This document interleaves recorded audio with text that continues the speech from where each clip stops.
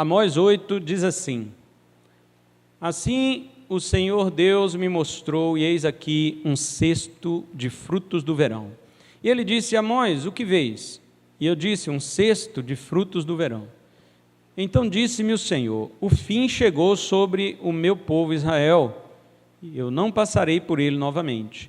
E as canções do templo devem ser uivarias naquele dia, diz o Senhor Deus. Haverá muitos cadáveres em todos os lugares, eles serão lançados fora em silêncio. Ouvi isto, vós, que pisais os necessitados, que fazeis os pobres da terra fracassarem, dizendo: quando passará a lua nova para vendermos o grão? E o Shabat, para que possamos preparar o trigo, diminuindo a medida e aumentando o preço, e falsificando as balanças de forma enganosa, para que possamos comprar os pobres por prata, e os necessitados por um par de sandálias, sim, e vendermos os restos do trigo? O Senhor jurou pela excelência de Jacó: certamente jamais me esquecerei de nenhuma de suas obras. Não estremecerá a terra por causa disso, e não lamentará todo aquele que nela habita? E levantar-se-á toda ela como uma inundação, e será agitada e afogada, como pela inundação do Egito. E acontecerá que naquele dia, diz o Senhor Deus, eu farei com que o sol se ponha ao meio-dia, e escurecerei a terra em plena luz do dia, e tornarei suas festas em luto, e todos seus cânticos em lamentações, e colocarei pano de saco sobre todos os lombos, e calvície sobre toda a cabeça, e farei que isso seja como um luto por um filho único, e o seu fim como um dia de amarguras. Eis que vem dias, diz o Senhor Deus, em que enviarei fome sobre a terra, não fome de pão nem sede de água, mas de ouvir as palavras do Senhor. E eles vaguearão de um mar até o outro, e do norte até o oriente. Eles correrão para lá e para cá, para buscar a palavra do Senhor, e não a encontrarão. Naquele dia as belas virgens e os jovens desmaiarão de sede. Aqueles que juram pelo pecado de Samaria, dizendo: o teu Deus, ó Dan, vive, a conduta de Berseba vive. Até mesmo estes cairão e nunca mais se levantarão. Amém? Os irmãos podem sentar, nós queremos meditar agora na palavra de Deus. Eu disse para os irmãos que o tema do nosso sermão seria frutos de verão, fome da palavra e juízo divino. E isto eu quero que os irmãos gravem, porque nós vamos aprender algumas coisas com este capítulo do profeta Amós. Amós viveu aproximadamente entre Jonas e Isaías. Jonas foi depois do ano 800 a.C., e Isaías depois do ano 700. Nesse meio termo entre Jonas e Isaías, podendo até ser contemporâneo deles, embora Jonas viveu no norte e Isaías no sul, surgiu este homem de Deus chamado Amós. Ele era do sul, como Isaías também era do sul. Ele não era do norte. Porém, Deus mandou ele sair de lá do sul e para o norte, profetizar contra o norte. Agora os irmãos imaginam, o homem sai de lá da terra dele e vai na terra dos outros profetizar contra os outros. Obviamente que ele vai ser rejeitado, não é? Ele saiu da sua terra e foi profetizar contra o reino do norte. Na época, o rei do sul era Uzias. Uzias reinou 52 anos, e foi no ano que ele morreu que Deus chamou Isaías, não é? Então, Amós já havia profetizado quando Isaías começou. E no norte, quem reinava era Jeroboão II, porque aquele Jeroboão I foi o primeiro rei de quando dividiu o reino, né? O filho de Salomão ficou no sul, e esse primeiro Jeroboão ficou no norte. Aqui nós já estamos algumas centenas de anos depois, uma centena e poucos, né, de anos depois, e tem um segundo Jeroboão reinando no norte. Este Jeroboão II, ele era um rei mau, ele fazia o que desagradava o Senhor, né? Amós saiu do sul para profetizar no norte contra os pecados de Israel. Isso causou uma rejeição da sua profecia. Volte aí no capítulo 7, versículos 10 a 13. Diz assim: depois que Amós profetizou lá no norte, Então Amazias, o sacerdote de Betel, está vendo? Betel é lá no norte, enviou a Jeroboão, rei de Israel, dizendo: Amós tem conspirado contra ti no meio da casa de Israel. A terra não é capaz de suportar todas as suas palavras. Pois assim diz Amós: Jeroboão morrerá pela espada, e Israel certamente será levado cativo para fora de sua própria terra. E também Amazias, este sacerdote, disse a Amós: Ó vidente, vai-te, foge para a terra de Judá, e ali come pão, e ali profetiza. Mas não profetizes mais em Betel, pois é o santuário do rei e é a casa do rei. Está vendo? Queridos, que eu quero chamar vocês aqui para prestarmos atenção. Amazias, sacerdote do norte, ele deveria apoiar Amós. Ele deveria, como sacerdote, como homem de Deus, como líder religioso, ele devia apoiar o profeta Amós e dizer: olha, é verdade, o nosso rei aqui tem sido um rei mau, tem conduzido o povo na idolatria e na injustiça. Mas não, ele ficou com raiva de Amós e mandou recado para o rei dizendo: olha, tem um profeta do sul falando que você vai morrer à espada. E ele mesmo, Amazias, virou para Amós e mandou ele embora. Vai profetizar na sua terra, rapaz. Aqui é a terra do rei. Esse Jeroboão II foi o rei que mais reinou em Israel, no norte, foi ele, mais tempo. 41 anos, reinou até mais que Davi e Salomão, porque eles reinaram 40 anos cada. Jeroboão reinou 41. E nos dias de Jeroboão, o profeta Jonas, que nós conhecemos a história de Jonas só pela história de Nínive, né? Do grande peixe que engoliu, não é isso? Que nós só conhecemos Jonas ali? Não, na época de Jeroboão II, Jonas, este mesmo profeta que foi a Nínive, ele profetizou para o rei Jeroboão, dizendo que ele conquistaria novas cidades para Israel, e Israel seria próspero. E de fato, Jeroboão II conquistou cidades da Síria e de Damasco, trazendo elas para o seu território, cumprindo a profecia de Jonas. Jonas profetizou bem sobre este rei. Mas Amós foi lá para denunciar a injustiça que estava acontecendo, como nós lemos no capítulo 8 aqui. Amós também, queridos, profetizou contra várias terras além de Israel, denunciando sempre seus pecados. Não foi só contra Israel que ele profetizou contra Damasco, contra outras cidades. Mas vamos nos concentrar aqui no capítulo 8. Como nós lemos agora, ele recebeu uma visão de um cesto cheio de frutos de verão, não é isso? O que você vê, Amós? Eu vejo um cesto com frutos de verão. Nós vamos ver o significado disto e suas implicações.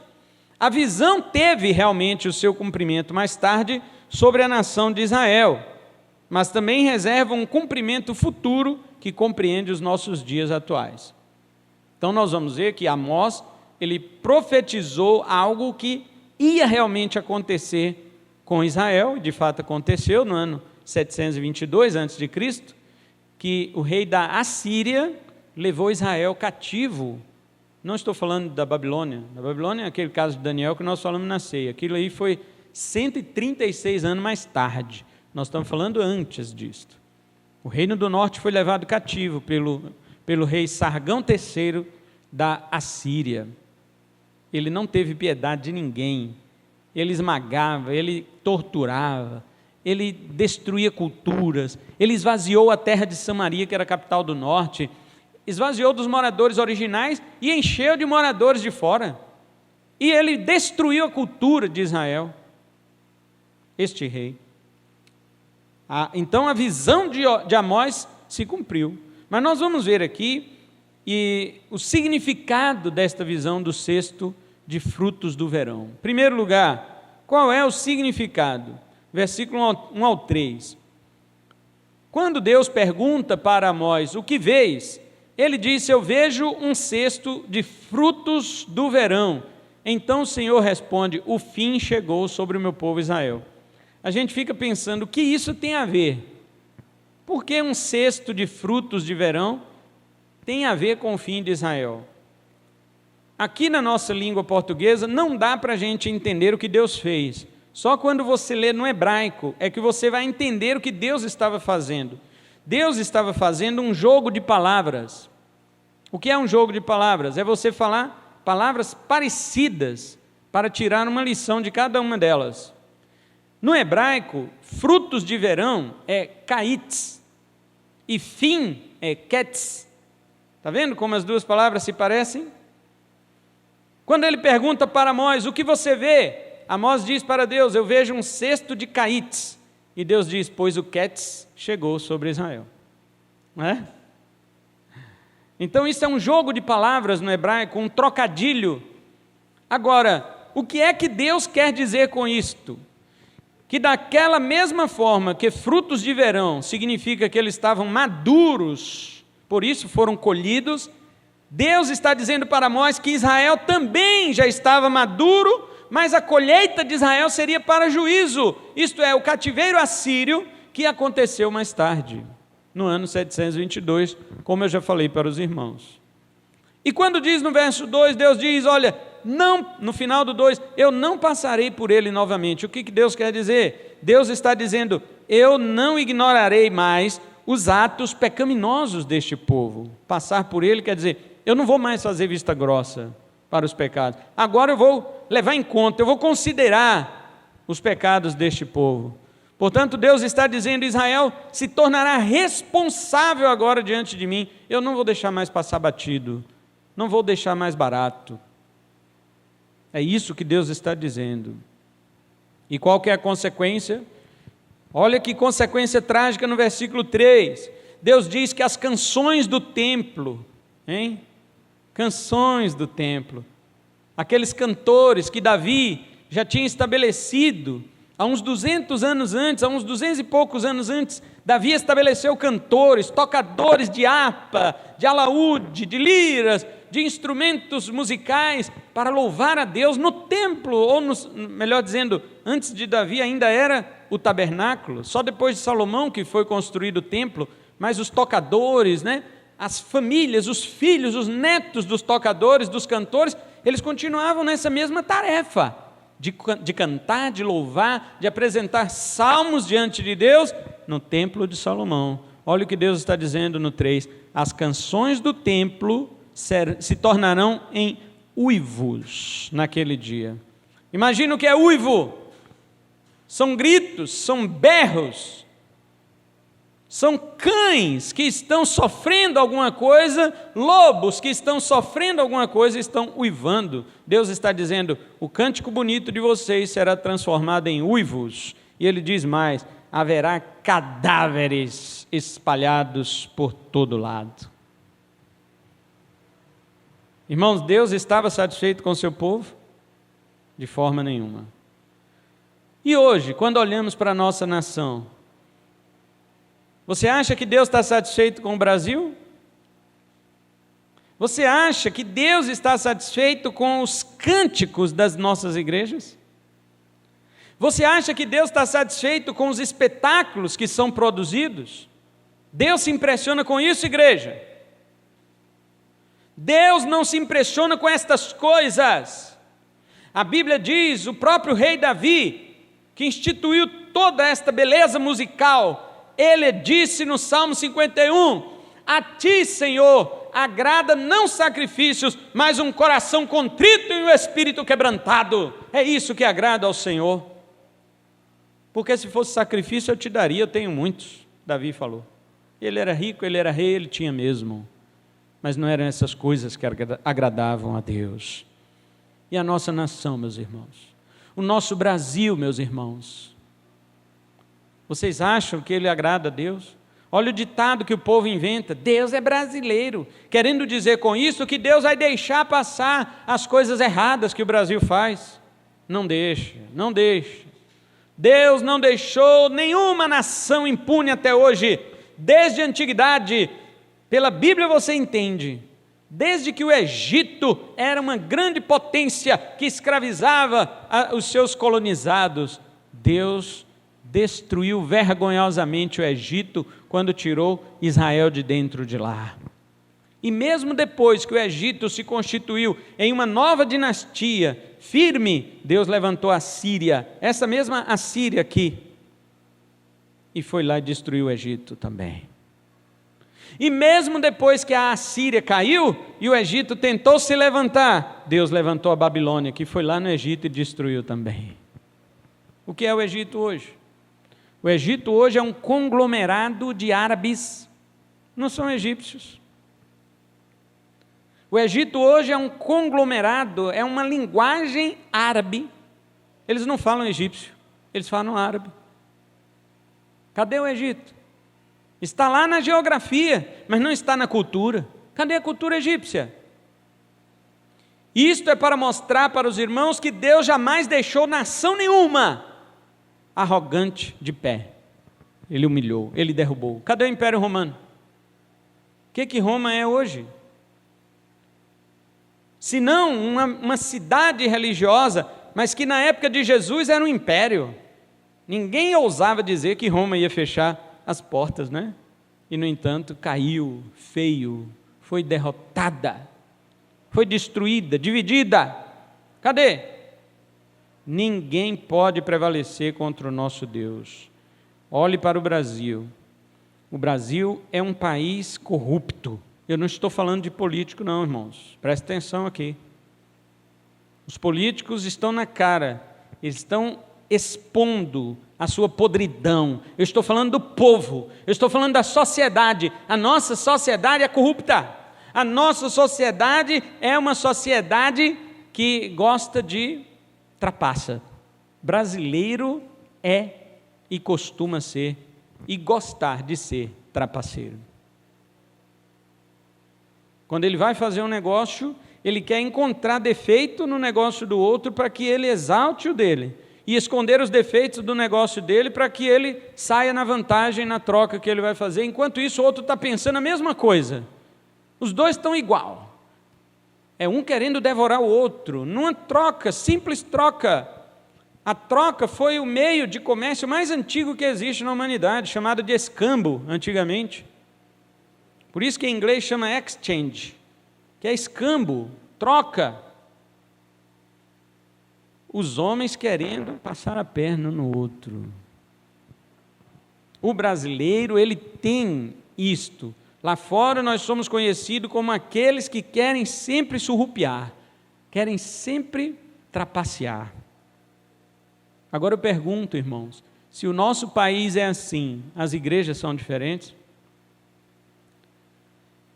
E como Amós viu um cesto de frutos de verão, e Deus falou assim, o fim está chegando para Israel, assim como o fim chegou para essas frutas aí que você está vendo, o fim também chegou para Israel.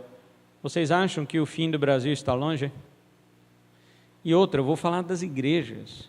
Você acha que o fim das igrejas, dessas igrejas, dos falsos, o fim está longe? Não. Deus não vai mais passar por ele novamente, verso 2. Deus não vai mais deixar barato. E vamos nos acostumando. Hoje fiquei sabendo que a oposição nos Estados Unidos ganhou a eleição presidencial.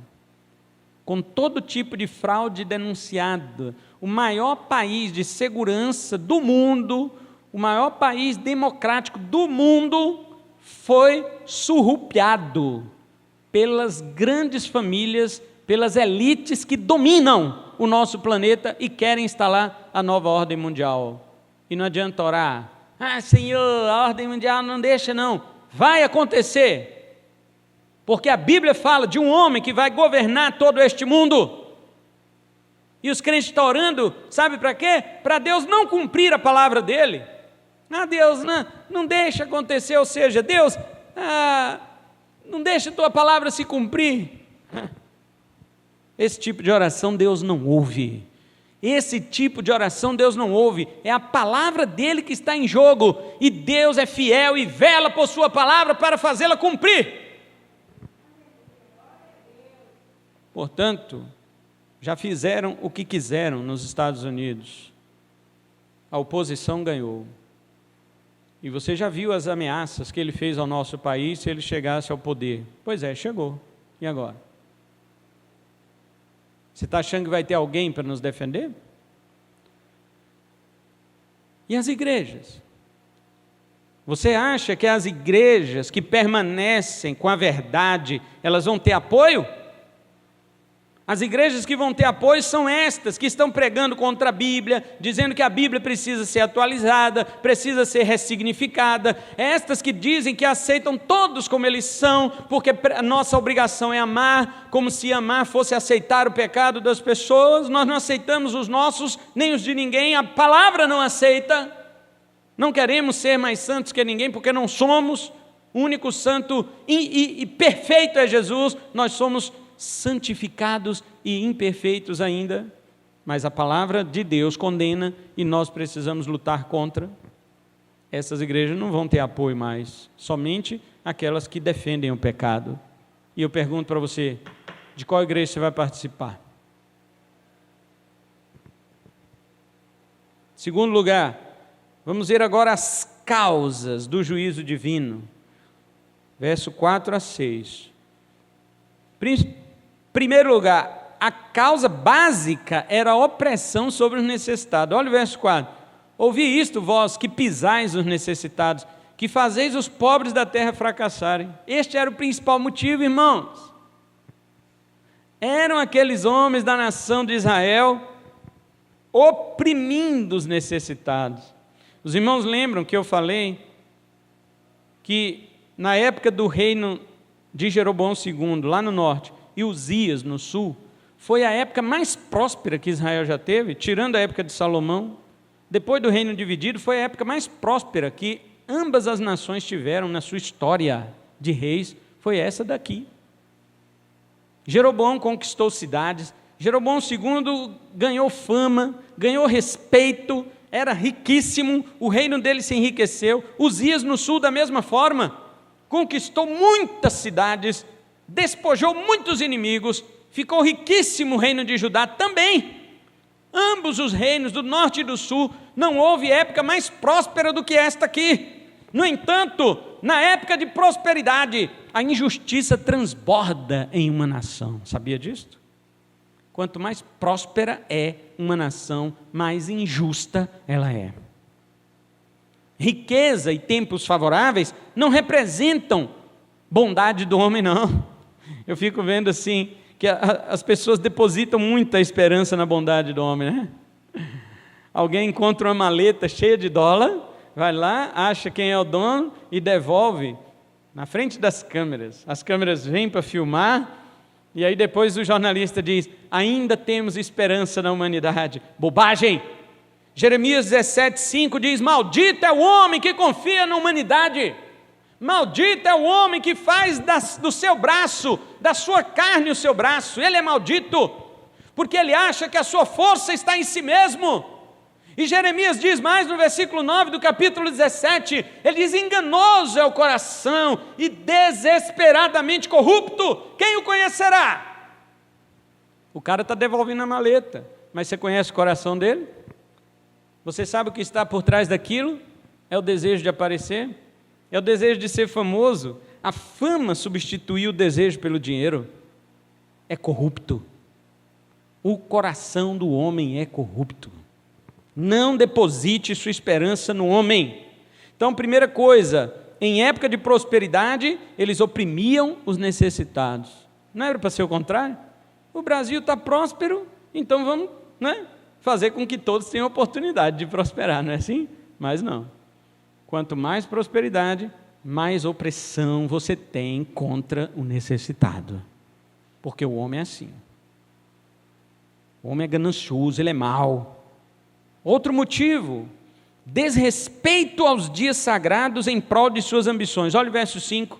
Eles diziam o seguinte no verso 5: quando é que passará a lua nova para vendermos o grão? E o Shabat, ou os sábados, né? Quando é que vai passar o sábado para nós prepararmos o trigo, misturarmos o trigo com palha, para vendermos tudo junto, trigo e palha? Quando é que vai passar o sábado? Por que eles faziam isso, irmãos? Porque lua nova e sábados eram feriados mensais e semanais. Todo mês tinha lua nova. Porque o judeu conta o calendário dele, o primeiro dia do calendário dele é o primeiro dia da lua nova. E naquele dia da lua nova eles faziam um feriado, porque estava começando um novo mês. Assim como todo sábado era um feriado, porque estava finalizando uma semana. E os vendedores queriam o quê? Para com esse negócio de feriado, como é que nós vamos vender? Como é que nós vamos ganhar dinheiro? Cadê o dinheiro do meu grão? Eu estou a fim de misturar o trigo com palha para vender esse negócio, fazer ele ficar mais rentável, para ele render mais. E tem esse tal de sábado. Lembrando aos irmãos que sábados e luas novas eram festas instituídas por Deus, eles tinham que respeitar. No entanto, o desejo deles era maior pelo dinheiro, pelo lucro, do que pela lei de Deus. Eles eram avarentos. Para eles, o dia do Senhor, que era o sábado, para eles, a lua nova, que era o mês sagrado, o início sagrado do mês, estava atrapalhando seus negócios injustos. Isso mostra que a devoção a Deus era desprezível para essas pessoas. Deixa eu perguntar para você, irmão. Como é que está você com esse negócio também dos dias? Eu tenho que adorar, eu tenho um dia para Deus, eu tenho um horário para Deus. Como é que você está com isso? Não, no meu horário para Deus eu estou correndo atrás, porque ninguém vai pagar minhas contas, não é assim que a gente fala? É diferente deles, irmãos? Nós estamos melhores do que esse povo que Amós denunciou aqui, irmãos? Não tenho compromisso com a igreja hoje não, porque eu tenho que ganhar dinheiro. A conta venceu, aconteceu não sei o que, o imprevisto, se eu não correr atrás, ninguém vai correr para mim não.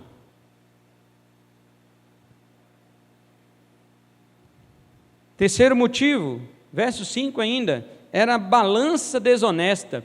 Eles falavam bem assim, vamos diminuir a medida e aumentar o preço. Parece com o Brasil, não? Quanto que estava o pacote de arroz e quanto que está agora? E é perigoso eles diminuir o pacote de 5 quilos, virar 4 quilos e aumentar o preço. Veja eles dizendo isto, quero diminuir a medida e aumentar o preço. E diz mais, quero falsificar as balanças de forma enganosa. Como é que eles faziam isto, irmãos? Sempre houve isto. Sempre. Balança desonesta. Provérbios 11, versículo 1. Deixe-me ler isto aqui com os irmãos. Provérbios capítulo 11, verso 1. O sábio Salomão diz assim, a balança falsa é abominação para o Senhor, mas o peso justo é o seu prazer. Você sabia que até na balança, se você roubar, Deus fica abominado com você? E se você for justo na balança, Deus tem prazer nisto. O nosso presbítero João, os irmãos sabem, ele dá assistência para balanças, né? As empresas que trabalham com balança, agora mais ele está mexendo com relógio de ponta, essas coisas, programas, né, de relógio de ponta, essas coisas. Mas antigamente, quando ele mexia com balanças que pesavam arrobas e toneladas, para medir, para aferir, para saber se elas estavam dentro do padrão justo. Havia fiscais que tinham ligação com as empresas para fraudar o peso da balança, certo?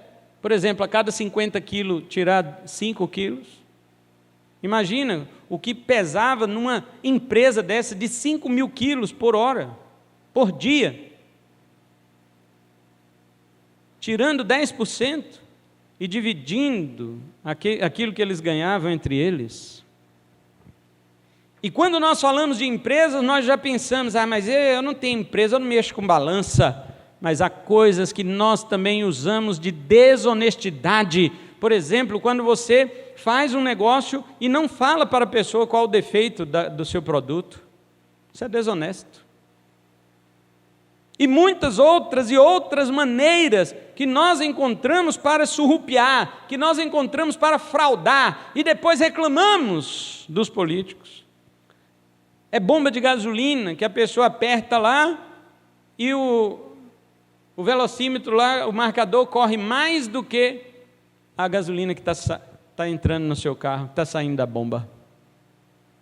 Se você for medir 20 litros, coloca um galão lá de 20 litros e pede para o cara, agora não, enche esse galão aqui que eu quero ver. Ele vai passar lá vai dar muito mais do que o valor e não vai chegar aos 20 litros. Colocam ela para correr mais rápido. E nós vemos crentes participando disto. Nós vemos crentes fazendo isso, irmãos, uns com os outros. Provérbios 20, 23, o sábio diz assim: pesos diferentes são uma abominação ao Senhor, e a balança falsa não é boa. Oséias e Miqueias também condenaram, denunciaram esse tipo de pecado. Oséias capítulo 12 e o versículo 7, o profeta diz assim: ele é um mercador, as balanças do engano estão em suas mãos, ele ama oprimir. E ele está falando aqui de Israel, tá? Oséias está falando aqui de Israel, não está falando de gente de fora. Assim como Amós também estava falando de gente de fora.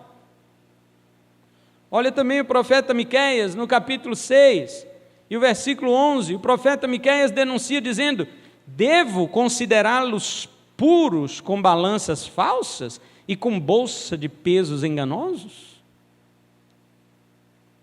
O objetivo era o quê? Eles mesmos dizem aqui, voltando lá em Amós 8, eles falam o seguinte no verso 6, para que possamos comprar os pobres por prata e os necessitados por um par de sandálias. Este era o objetivo, era fazer com que as pessoas ficassem dependentes de um par de chinelos. Você quer um par de chinelo? Então você vai trabalhar para mim o dia inteiro. E o cara não tinha o que fazer, ele não tinha opção. Se ele queria comer naquele dia, ele tinha que estar na casa de alguém. E aí ele trabalhava, comia naquela casa e no final do dia recebia um par de chinelos. Queridos, muitas vezes nós não somos assim. Crentes comerciantes, crentes que trabalham com o seu próprio negócio, muitas vezes não colocam o seu preço mais alto do que os mundanos lá fora e reclamam que a igreja não quer comprar. Ah, os irmãos não querem comprar, mas é claro, olha o preço que você põe. E muitas vezes os irmãos também, eles preferem prejudicar. Não vou comprar não, porque aquele irmão lá é isto e aquilo, e vai comprar com o mundano. São pessoas, cada um cuidando do seu dinheiro. Somos diferentes deles, irmãos.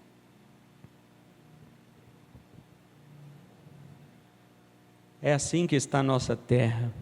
O país com abuso de preços, engano nas balanças, fraude nas bombas de gasolina, mas a igreja também com ofertas mentirosas, escravizando almas iludidas que também pensam que vão ficar ricas. Objetivo maligno de todos eles. Terceiro e último lugar, as consequências inevitáveis dessa iniquidade. Está do verso 7 ao 14. Vamos notar, primeira coisa, antes de falarmos das consequências, que todos os desastres provêm de Deus. Todos os desastres provêm de Deus. Versículo 7, Deus diz assim: o Senhor jurou pela excelência de Jacó, certamente jamais me esquecerei de nenhuma de suas obras. Daqui para frente é só calamidade. Mas estas calamidades quem vai fazer é Deus. Nós vamos ver isso daí. Agora observe um detalhe. Deus jura pela excelência de Jacó. Não sei como é que está na versão dos irmãos. A glória de Jacó, alguma coisa assim. A honra de Jacó, não sei. Na minha está a excelência de Jacó. Agora volta no capítulo 6, versículo 8. E observe que Deus, ele abominava a glória de Jacó. Olha só. Capítulo 6, versículo 8. O Senhor Deus jurou por si mesmo, diz o Senhor, o Deus dos exércitos: eu abomino a excelência de Jacó. E aqui no 8:7, ele está jurando pela excelência de Jacó que vai se vingar destas coisas erradas. Por que esta aparente contradição? Ele havia abominado a glória de Jacó no 6:8 e agora ele jura por esta glória. Por que isto? Porque Israel havia transformado aquilo que era para ser um testemunho da glória de Deus perante os povos em escárnio, em soberba, tendo em vista a forma pretensiosa que os aristocratas viviam naquela época. Jacó era para ser a glória de Deus. Israel era para ser a excelência de Deus diante das nações, mas o que eles fizeram? Viveram de forma pretensiosa, viveram de forma esnobada, viveram de forma soberba e arrogante, oprimindo as pessoas, manchando a excelência da glória de Deus. Por isso que Deus disse no 6:8 que ele abominava isso daí.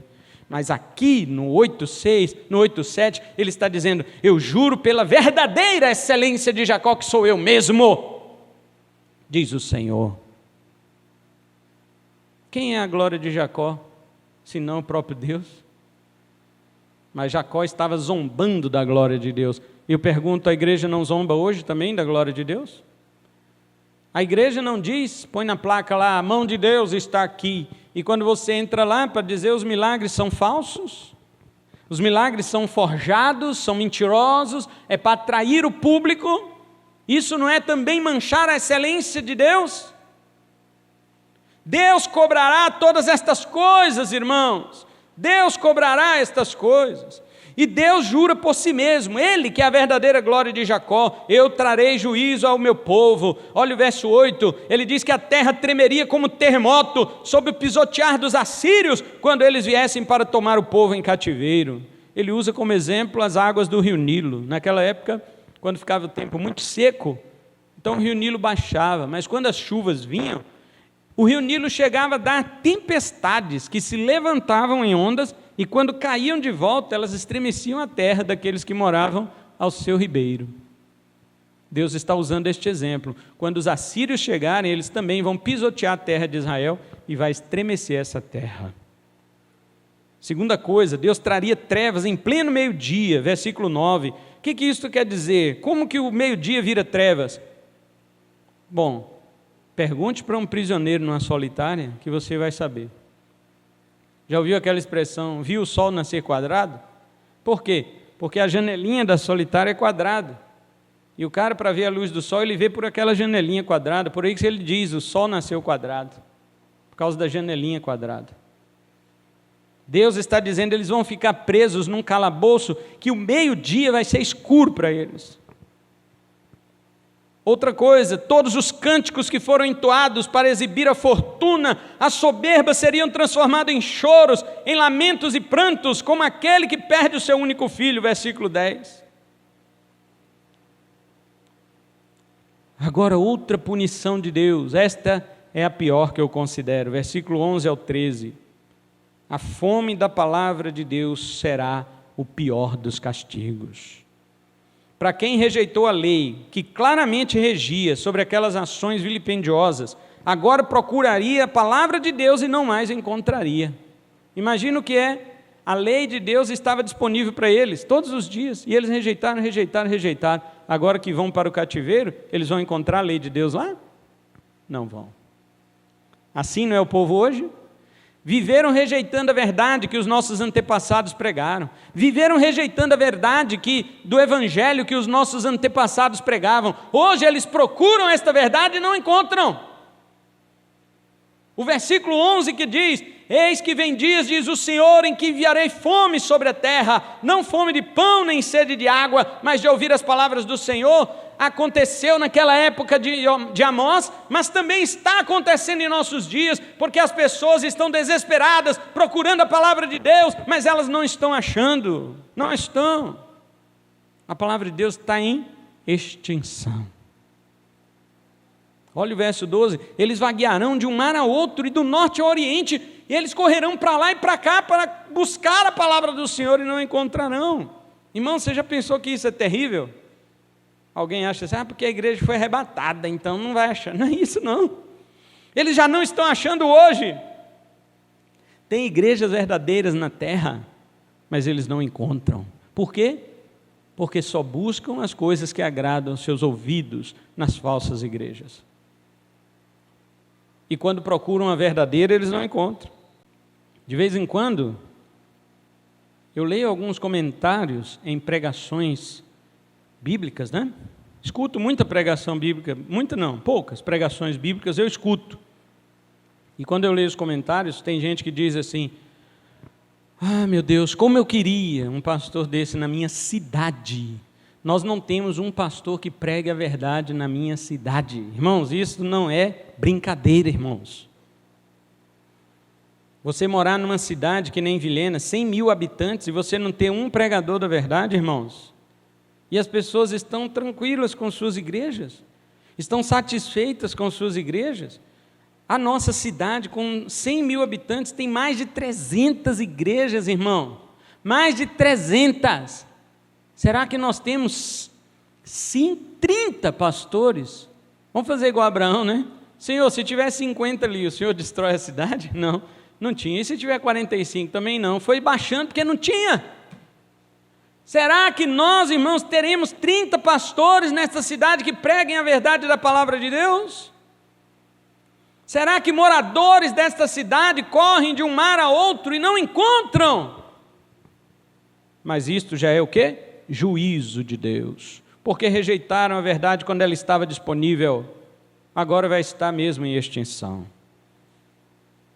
O que é que tem de pior para uma nação e para uma igreja, senão o silêncio de Deus, irmãos? Os irmãos sabem que, ali do Velho para o Novo Testamento, né? São 400 anos, de Malaquias para Mateus, 400 anos. Naquele período, Deus não usou profeta nenhum. 400 anos de silêncio. O que se pode, irmãos, esperar de uma igreja que Deus já se calou para ela? Se você considera que esta igreja aqui, local, Deus fala por sua palavra, mediante os pregadores desta igreja, imagine o dia que não falar mais. Você consegue imaginar isto? Pois saiba que há muitas igrejas que Deus não fala mais. Quando todos se calam para nós, você recorre a Deus, né? Você tem esperança em Deus, você sabe que Ele é o teu refúgio. Mas e quando a rejeição vem de Deus? Como é que faz? E eu quero dizer uma coisa. Olha os verbos, aqui, ó, a partir do 9. Acontecerá naquele dia, diz o Senhor, eu farei com que o sol se ponha ao meio-dia. Quem ia fazer escurecer era Deus. Olha o versículo 10. Eu tornarei suas festas em luto. Deus é que ia transformar a alegria deles em tristeza. Olha o verso 11. Eu enviarei fome sobre a terra. Deus é quem está dando esse juízo, irmãos. E se você for lá em 2 Tessalonicenses 2, o apóstolo Paulo diz, Deus enviará a operação do erro. Não é o diabo, não. Não é o diabo. Mas por que, pastor? Por que, apóstolo Paulo, que Deus enviará? Porque as pessoas não quiseram dar crédito à verdade, antes se inclinaram para a mentira. Então Deus os entregará aquilo que elas querem. Olha o verso 14 para a gente encerrar. Aqueles que juram pelo pecado de Samaria, dizendo, o teu Deus, ó Dan, Dan era uma cidade, né, perto de Samaria, o teu Deus vive, Dan, o teu Deus vive. Ó Berseba, o teu Deus vive. E Deus diz, esses cairão e nunca mais se levantarão. Sabe o que as pessoas fazem? Elas confiam em outros deuses, ao invés de confiar em Deus. O homem da nossa modernidade, da nossa pós-modernidade, confia no quê? Na filosofia, confia na psicologia, confia na ciência. É ou não é? Mas eles confiam em Deus? Eles não confiam em Deus. Eles confiam em estatísticas, eles confiam em pesquisas políticas, eles confiam nos próprios homens, mas não confiam em Deus. E Deus está dizendo, hoje nossos deuses aqui, os deuses deles, né? Nossos não. Os deuses deles são diferentes. Aqui eles adoravam os deuses de Dan, os deuses de Berseba, mas hoje eles adoram os deuses da filosofia, os deuses da antropologia, os deuses da universidade, os deuses do direito, os juízes do saber. É isso que eles adoram hoje. Eles adoram os ateus, eles adoram a evolução, eles adoram a ciência. É isso que eles adoram.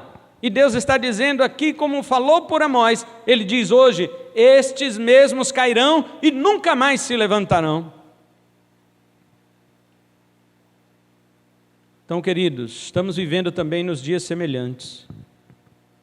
A prosperidade correu solta pelo nosso país por um período, e pelas igrejas também. Não sei se os irmãos lembram, quem é crente há mais tempo sabe que na onda de prosperidade que teve em nosso país, muitas igrejas se enriqueceram à custa disso, de enganar as pessoas, dizendo, olha, Deus está abençoando o Brasil. Não diziam isso? Vocês lembram que as pessoas falavam nos púlpitos? O Brasil é do Senhor Jesus! Lembra disso? Todo mundo, vamos declarar. Como se Deus vivesse de declaração dos homens.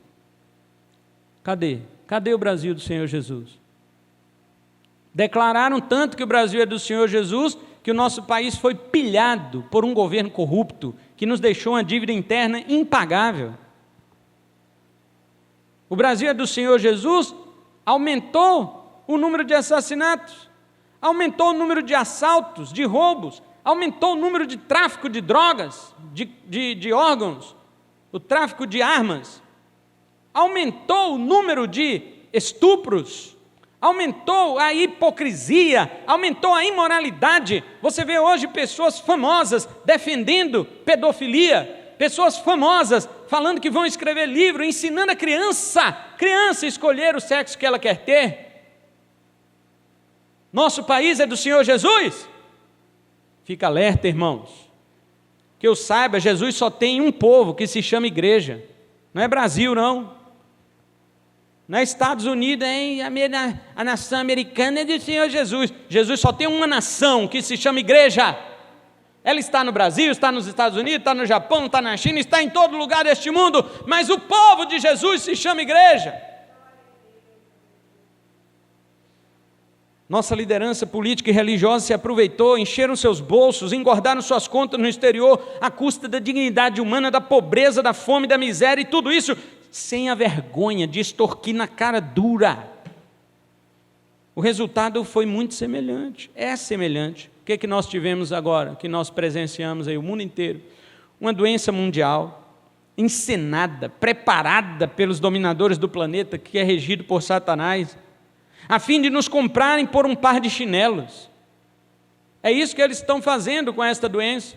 Compraram muitas pessoas por um par de chinelos. Quantos morreram de fome?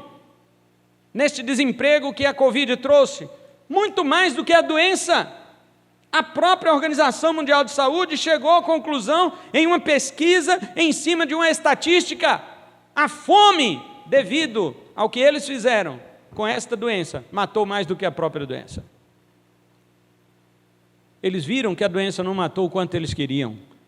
E agora, o que eles vão fazer? Vacinas, para que sejam distribuídas com propósitos duvidosos, interesse de ganhar, lucrar muito mais em cima da nossa saúde, ou melhor, da nossa doença. Crise econômica mundial. Você vê como que o Brasil, pela graça e misericórdia de Deus, conseguiu ainda se manter diante desta crise econômica violenta que arrebentou países. Porque o objetivo é reduzir o mundo a apenas duas classes: dominadores, os dominantes, que são poucos, e os dominados, que são poucos também. Eles não querem dominar muitos, não. Vocês estão achando o quê? Vamos colocar 100 mil pessoas dominando 8 bilhões. É muito. Eles querem tirar esses 8 bilhões. E eles só vão ter aquilo que eles querem que tenham. Tem gente que fala assim: nos dias do anticristo eu vou comprar uma terra, eu vou plantar mandioca, vou plantar feijão, eu quero ver. Ele pode me proibir de comprar e vender, mas eu estou plantando, é meu. Vai nessa. Você acha que antes do anticristo chegar, tem governo comunista que nada é seu, tudo é do Estado? Imagina quando ele chegar. Ele vai lá na sua terra e vai dizer: Senhor, valeu por você plantar para mim aí, tá? Agora sai fora que isso aqui é meu. Pronto. E tem crente caindo nessa conversa. Eu quero ter uma roça para quando o anticristo chegar. Ele vai tomar a tua roça, igual ele ia tomar teu arroz. Não é de espantar que também venha, junto com a fome do mundo, a fome da palavra. Pessoas estão correndo atrás, de um lado para outro, mas não acham mais a palavra de Deus em lugar algum. Suas almas estão caindo, definhadas, como soldados fugitivos de uma guerra já perdida, esfaimados, sedentos, desmaiados e desanimados. Como Israel confiou nos deuses de Dan e Berseba, a nossa geração confiou em Mamon, confiou no dinheiro. E agora? Quem confiou no dinheiro? E agora? O dinheiro vai te livrar da ira do Senhor?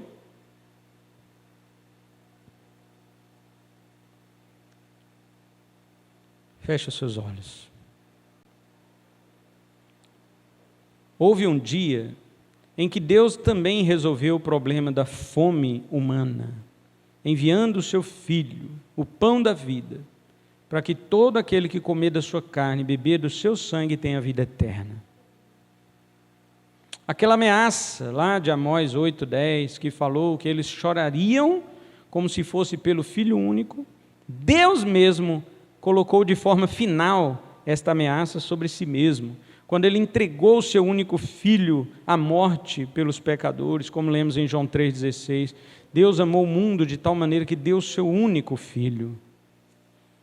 Ele havia dito aqui no versículo 10 que as pessoas iam chorar como um luto por um filho único, mas quem perdeu o Filho único foi Deus, por amor de nós. Agora nós, os que cremos em seu nome, temos a vida eterna, irmãos, mas também temos a responsabilidade de anunciar as últimas palavras para este mundo perdido, como Amós fez. Nós somos a única voz que ainda resta a este mundo ouvir. Nós somos a última palavra de Deus antes que venha o juízo final. E eu quero perguntar se você é um Amós desta geração. Você é um Amós desta geração? Ou você é um sacerdote Amazias, que quando você ouve um Amós pregar, você fala assim: cala-te, volta para a tua igreja, para a tua terra, porque você fica falando aí contra o mundo que nós vivemos. Este mundo é bom, o mundo é bom. Não tem crente que fala isto? O mundo é bom? Que Deus tenha misericórdia de nós. Lembre-se, nós somos a última voz que este mundo vai ouvir. A última voz de Deus. Depois de nós, será a voz do Filho de Deus, do arcanjo, da trombeta, que indicará a vinda do Senhor Jesus Cristo para fechar todas as coisas. Então não tenha medo, irmãos. Anuncie o fim. Anuncie o Ketz. Porque eles estão, este mundo, como caites, como frutos maduros, frutos de verão, em um cesto. Anuncie o fim, porque é isto que já está chegando. Vamos nos colocar de pés e vamos orar.